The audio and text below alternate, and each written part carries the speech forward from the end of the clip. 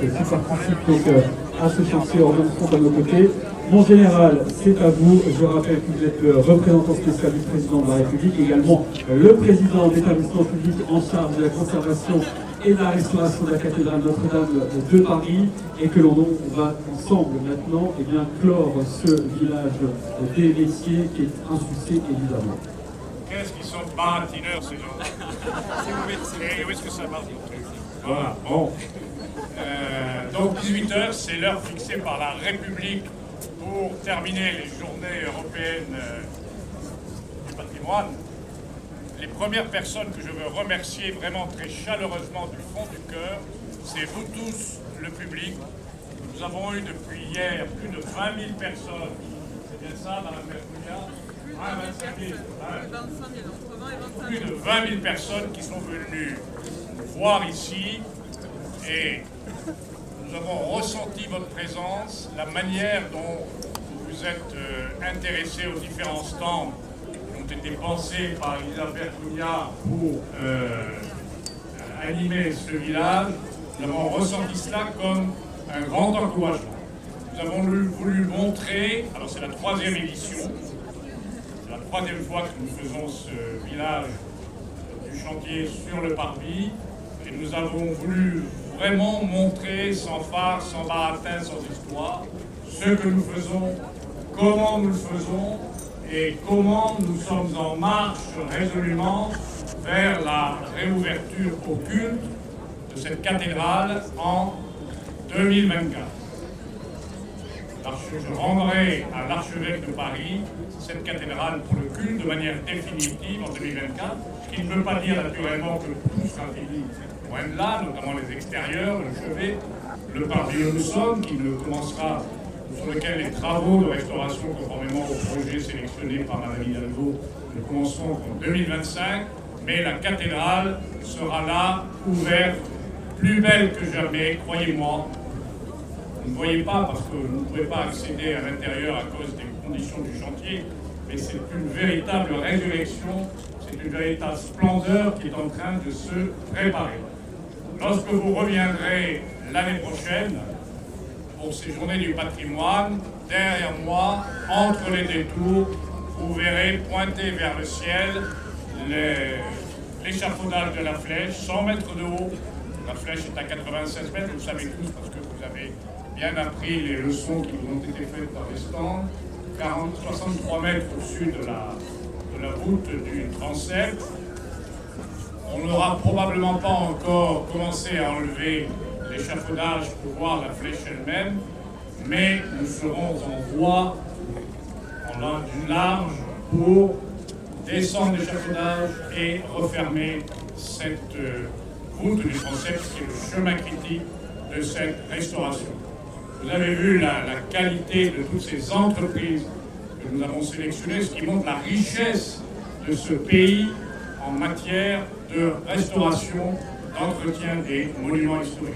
Dans l'établissement public que je préside, nous avons la mission, et ça y répond, cet événement, de valoriser les métiers d'art. C'est ce que nous avons fait l'année dernière, c'est ce que nous faisons cette année, et à chaque fois, les entreprises me disent, les vocations se lèvent et des jeunes viennent les voir pour travailler dans ces métiers d'art.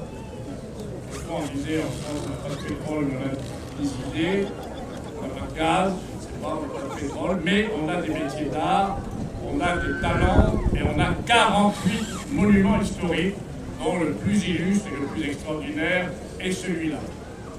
Nous travaillons d'arrache-pied dans cet établissement public avec la maîtrise d'œuvre qui est là.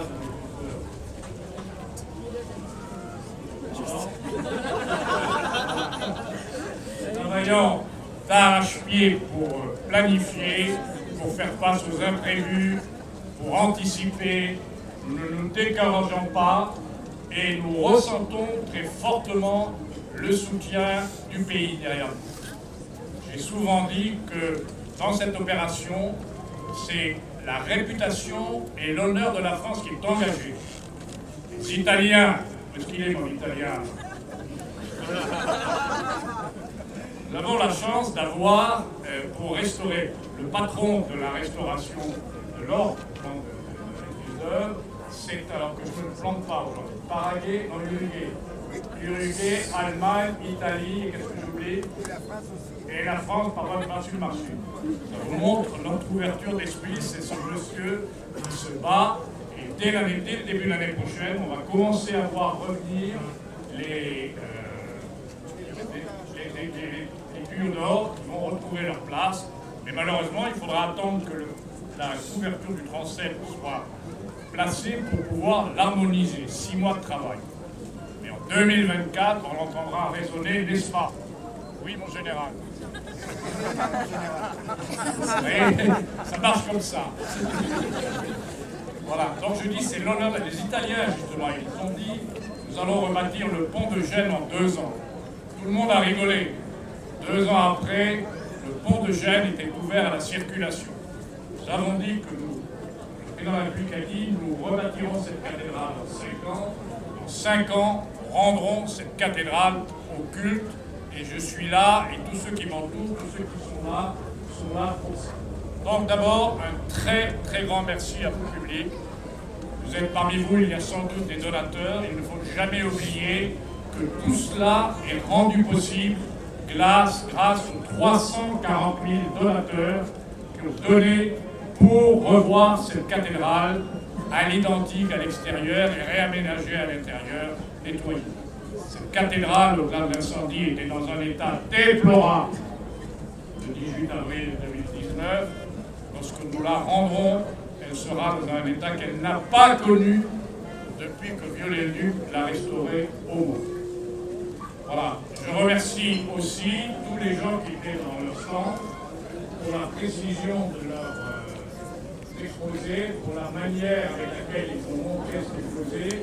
Vous avez pu sentir à quel point nous sommes une communauté humaine, où que nous soyons, nous sommes soudés par le défi qui est devant nous, et nous y arriverons parce que précisément nous avons un vrai esprit d'équipe, nous savons ce que c'est ce que vous attendez, et c'est ce que nous ferons. Alors je remercie également une nouvelle fois Lisa Verduna avancée. C'est elle qui est au cerveau de ce village du chantier. Elle travaille à la direction de la communication, du mécénat et des liquidas, dans de l'animation culturelle de l'établissement public. C'est elle qui a conçu très intelligemment ce village. Voilà.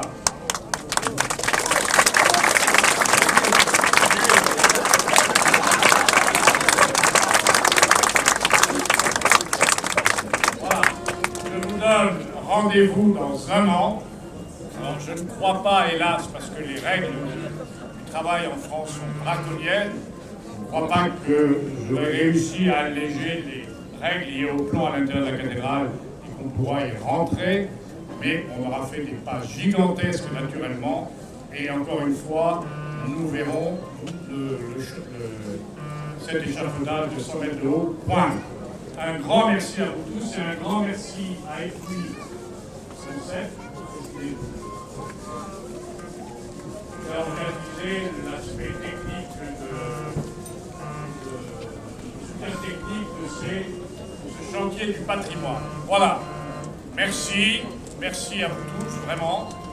Je vais donc maintenant me rendre à Saint-Germain-l'Auxerrois, qui est, comme vous le savez, la cathédrale déportée de Paris, où on va remettre à notre nouvel archevêque, Monseigneur Ulrich, le pallium d'archevêque.